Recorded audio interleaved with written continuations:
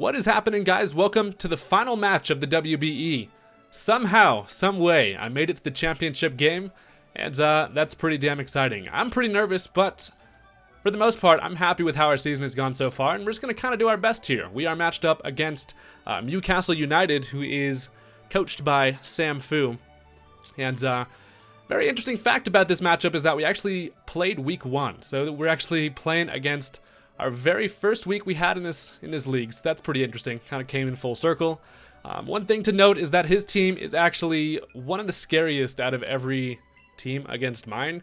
He has the best counter to my Mega, which is going to be Poliwrath, so Mega Gyarados has some trouble. But I think that if we can do things correctly, we could get a win here. So we're going to go ahead and plug in Bulba.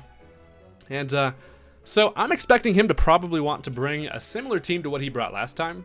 I think that his works really well against mine, so I'm going to expect that he went with a pretty standard team.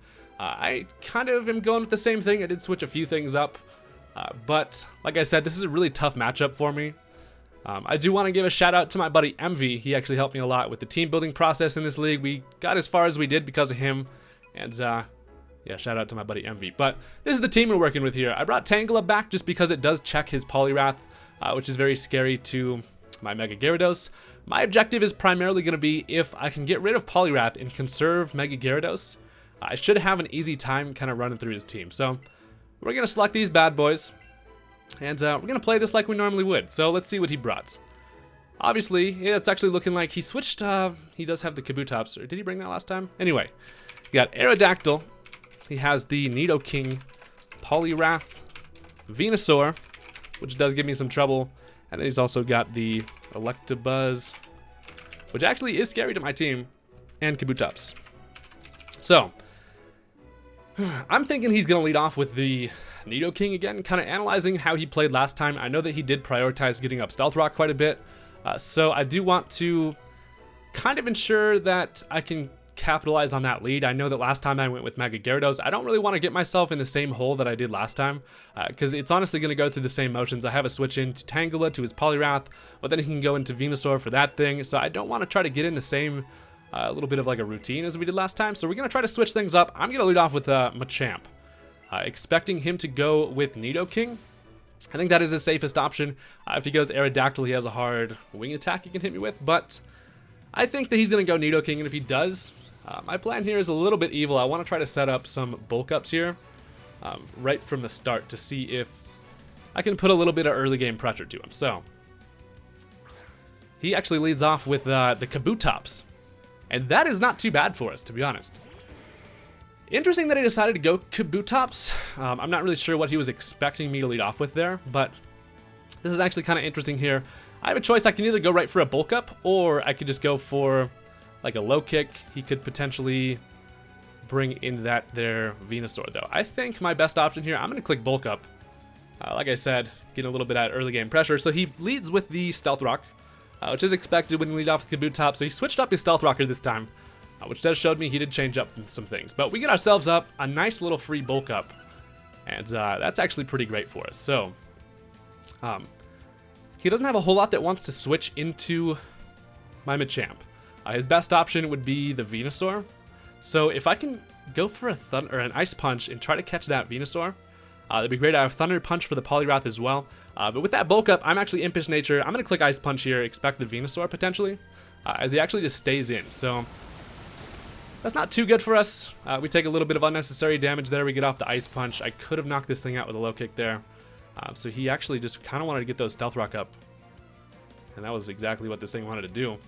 That's unfortunate. I think that if I do want to win this match, I'm going to need to make some risky plays. Prediction is going to be pretty important in this. Unfortunately, we did not play that correctly, but we are still able to pick up the KO on the Kabutops. He got his Stealth Rock up, and the worst part about that is that now I have to bring in Gyarados as a regular Gyarados. Going to take a lot of damage from that. Dragonite doesn't like it as well. But we'll see what he wants to go in here. He doesn't have too many hard-hitting special attackers. Whatever he brings in, I think, is going to have to take at least one attack from the champ, which is really great. So he actually goes into Terrence here. So he's going to go for the wing attack. I actually don't think I live at this health, but we can still click Ice Punch here. Kind of see what this thing wants to go for. We did take an unnecessary amount of damage there. I really expected that Venusaur to come in. I didn't think he was going to just sack off that Kabutops immediately after getting up the Stealth Rock, but I suppose it makes sense. So he goes for the wing attack here, Impish Nature with a bulk up. We are actually able to live it just barely, so Goro coming through, and we're able to get off an Ice Punch, which unfortunately for us does not quite knock it out. And that really does kind of suck for us. But the good news about this is I do actually have Ice Shard on Alolan Sandslash, so I can bring that thing in. Unfortunately, Machamp wasn't able to apply the amount of pressure I hoped. But we were able to take care of at least the Kabutops, and now the Aerodactyl is in very killable range, so that's good news. I think my best play here would be to go into Alolan Slash just right from the start. I think that nothing else really wants to come in on this. I can pressure it with the Ice Shard. I do think that he might want to switch out here and conserve this Aerodactyl. It's obviously faster than my entire team. But I think he might bring in Poliwrath here. If he switches out, he's going to get Stealth Rocked on. I think it might just be safer just to go for an Ice Shard here. I don't know how useful. Yep, okay, so that was the better play to go for there. I just went for the Ice Shard. He does stay in. That's going to knock out the Mega Aerodactyl with a useless critical hit. But we are off to a very quick start here as a lot of high offense going on. So we're able to take care of the Aerodactyl. Very glad I didn't predict the switch and go for the Stealth Rock there. It looks like so far, judging from his playstyle, he wants to go with kind of a more straightforward approach. Make me make the mistakes, which is actually a great strategy, obviously, for a championship match. So, alright, he's down to Nidoking, Poliwrath, Venusaur, and Electabuzz. So he's now going to bring in this Poliwrath, or no, obviously not the Poliwrath, the Nidoking. This thing's scary because it does have Flamethrower. Obviously, that's not something I really would like. I know it also has access to Ice Beam, and to be quite honest, my team does not like this thing a whole lot. This thing is a pretty big threat to me. I need to conserve nudes for his Poliwrath, but if I can get that Poliwrath taken care of, it looks like Shrimp might have a decent time, but let's see here. So I think I have to stay in, to be honest.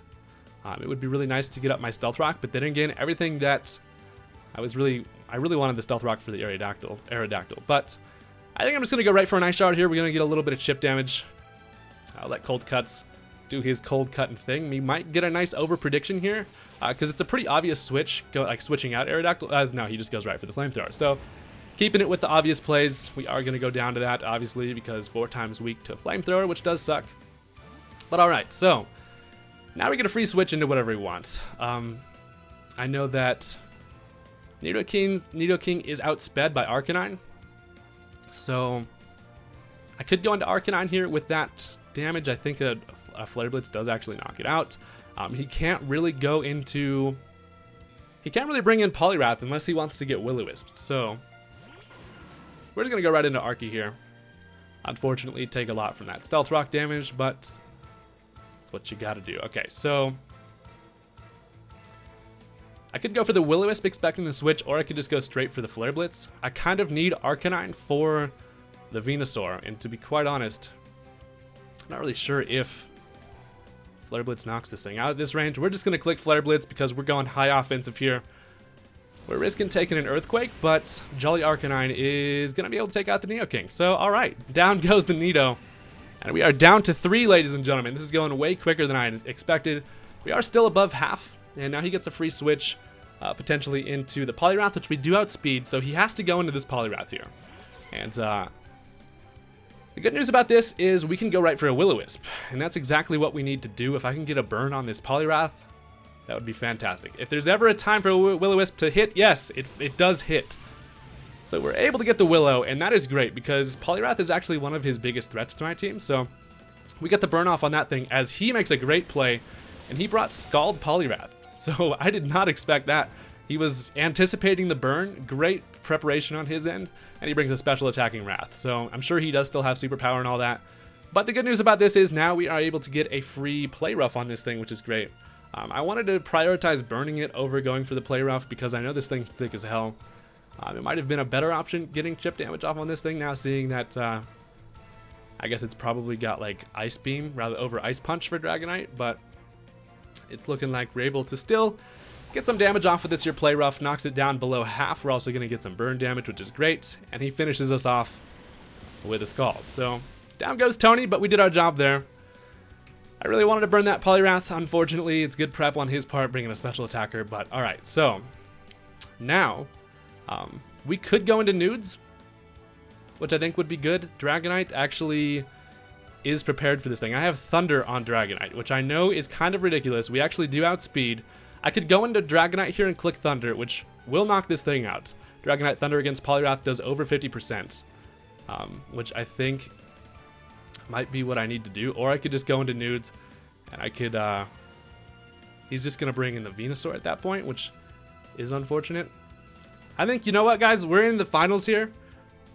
We're going all out. We're going right into Dragonite here. I know that last week I had a lot of luck on my side. This is kind of like the trick up my sleeve, bringing this Dragonite with an interesting moveset here. I'm going to go for the Thunder. He could just kill me with an Ice Beam if he does have that, which I'm sure he does. But we're going to click Thunder and honestly just hope for the best here. We are able to break through and we connect on the Thunder. Thunder Dragonite coming through, ladies and gentlemen. For the rapid spins, we are able to take care of the Poliwrath, and that is amazing. Unfortunately, we're not quite out of the woods yet, because he does still have the Venusaur and the Electabuzz. The Electabuzz can get a lot of damage off on me. He goes into Teslayer, which is going to be the Electabuzz. So I believe I can take one attack from this thing, and then I can actually knock it out with an EQ. So that's exactly what we're going to do.